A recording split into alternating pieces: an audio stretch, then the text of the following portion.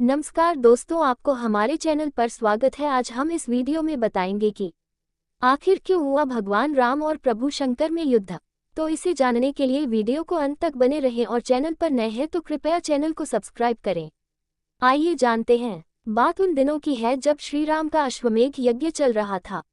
श्री राम के अनुज शत्रुघ्न के नेतृत्व में असंख्य वीरों की सेना सारे प्रदेश को विजित करती जा रही थी। यज्ञ का अश्व प्रदेश प्रदेश जा रहा था। इस क्रम में कई राजाओं के द्वारा यज्ञ का घोड़ा पकड़ा गया, लेकिन अयोध्या की सेना के आगे उन्हें झुकना पड़ा। शत्रुघ्न के अलावा सेना में हनुमान, सुग्रीव और भरत पुत्र पुष्कल सहित कई महारथी उपस्थित थे, जिन्हें जीतना देवताओं के लिए भी संभव नहीं था। कई जगह भ्रमण करने के बाद यज्ञ का घोड़ा देवपुर पहुंचा, जहां राजा वीरमणि का राज्य था। राजा वीरमणि अति धर्मनिष्ठ तथा श्रीराम एवं महादेव के अनन्य भक्त थे। उनके दो पुत्र रुक्मांगद और शुभंगद वीरों में श्रेष्ठ थे। राजा वीरमणि के भाई वीर सिंह भी एक महारथी थे। राजा वीरमणि ने भगवान शंकर की तपस्या कर उन्हें प्रसन्न किया था और महादेव ने उन्हें उनकी और उनके पूरे राज्य की रक्षा का वरदान दिया था। महादेव के द्वारा रक्षित होने के कारण कोई भी उनके राज्य पर आक्रमण करने का साहस नहीं करता था। जब अश्व उनके राज्य में पहुंचा तो राजा वीरमणि के पुत्र रुक्मांगद ने उसे बंदी बना लिया और अयोध्या के सैनिकों से कहा कि यज्ञ का घोड़ा उनके पास है, इसलिए वे जाकर शत्रुघ्न से कहे कि विधिवत युद्ध कर वो अपना अश्व छुड़ा लें। जब रुक्मांगद ने ये सूचना अपने पिता को दी तो वो बड़े चिंतित हुए और अपने पुत्र से कहा कि अनजाने में तुमने श्रीराम के यज्ञ का घोड़ा पकड़ लिया है। श्रीराम हमारे मित्र हैं और उनसे शत्रुता करने का कोई औचित्य नहीं है, इसलिए तुम यज्ञ का घोड़ा वापस लौटाओ।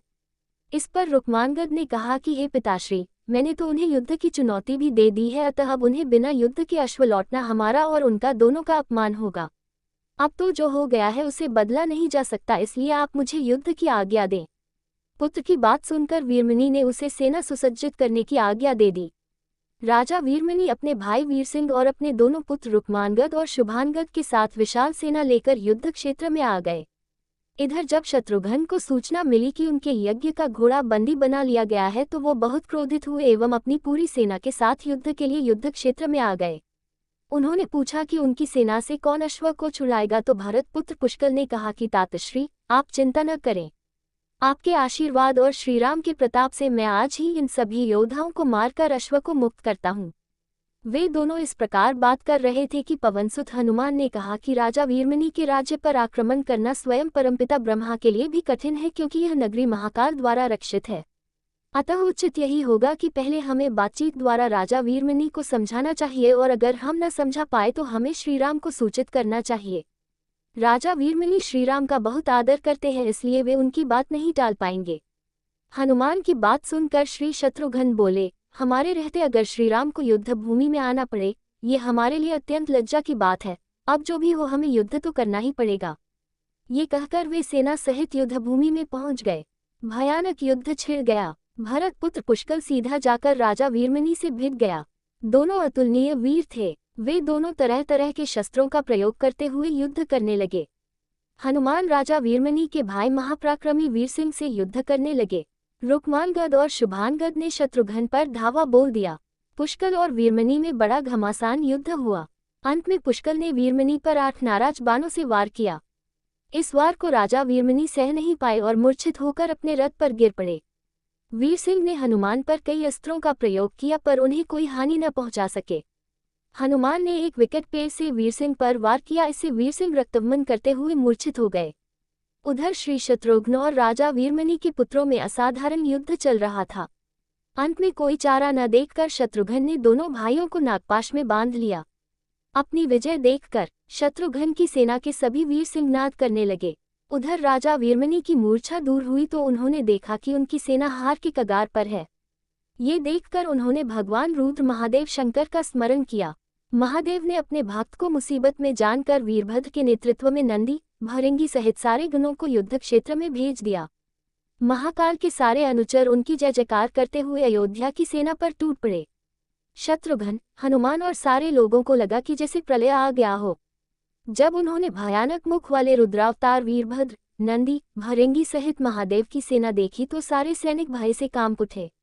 शत्रुघ्न ने हनुमान से कहा कि जिस वीरभद्र ने बात ही बात में दक्ष प्रजापति का मस्तक काट डाला था और जो तेज और समता में स्वयं महाकाल के समान है, उसे युद्ध में कैसे हराया जा सकता है। ये सुनकर पुष्कल ने कहा कि हे तातश्री, आप दुखी मत हो। अब तो जो भी हो, हमें युद्ध तो करना ही होगा।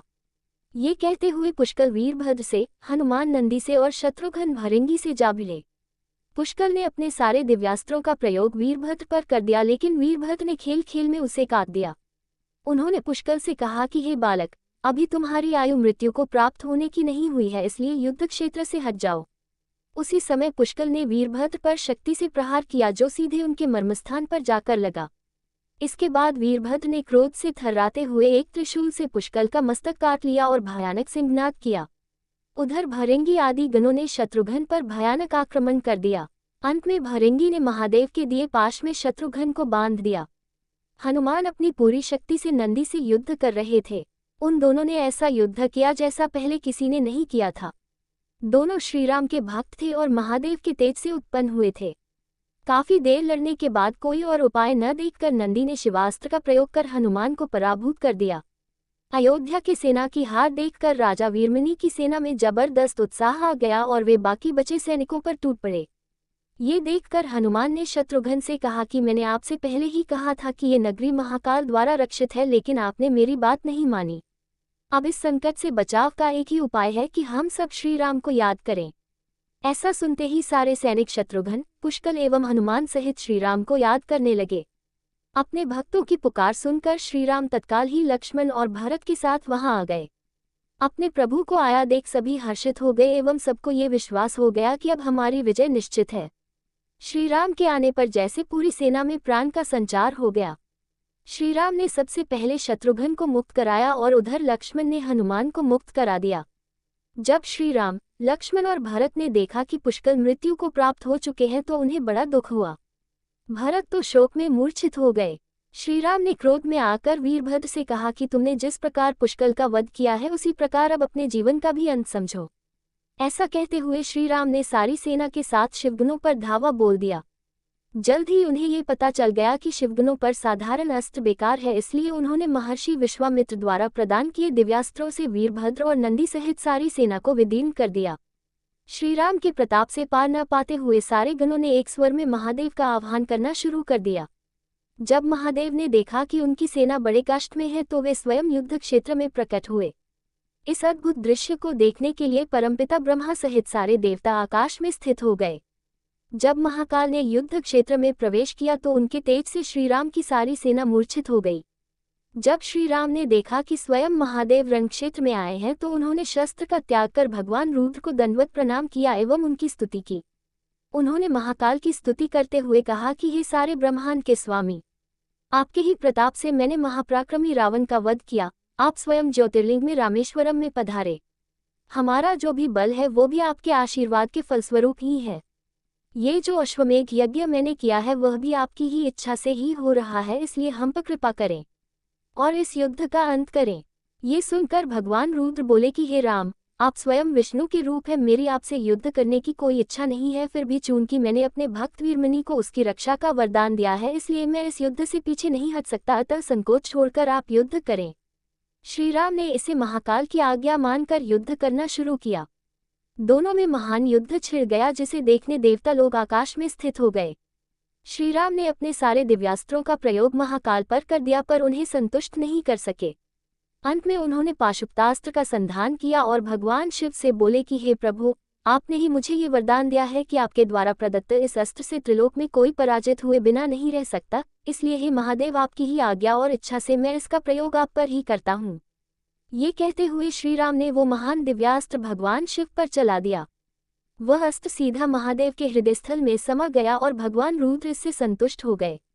उन्होंने प्रसन्नतापूर्वक श्रीराम से कहा कि आपने युद्ध में मुझे संतुष्ट किया है, इसलिए जो इच्छा हो वर मांग लें। इस पर श्रीराम ने कहा कि हे भगवान, यहाँ इस युद्ध क्षेत्र में भ्राता भरत के पुत्र पुष्कल के साथ असंख्य योद्धा वीरगति को प्राप्त हो गए हैं, उन्हें कृपया जीवन दान दीजिए। महादेव ने मुस्कुराते हुए तथास्तु कहा और पुष्कल समेत दोनों ओर के सारे योद्धाओं को जीवित कर दिया। इसके बाद उनकी आज्ञा से राजा वीरमणि ने यज्ञ का घोड़ा श्रीराम को लौटा दिया और अपना राज्य रुक्मांगद को सौंपकर वे भी शत्रुघ्न के साथ आगे चल दिए। वीडियो अच्छा लगा तो कृपया वीडियो को लाइक, शेयर और चैनल पर नए हैं तो कृपया चैनल को सब्सक्राइब करें। धन्यवाद।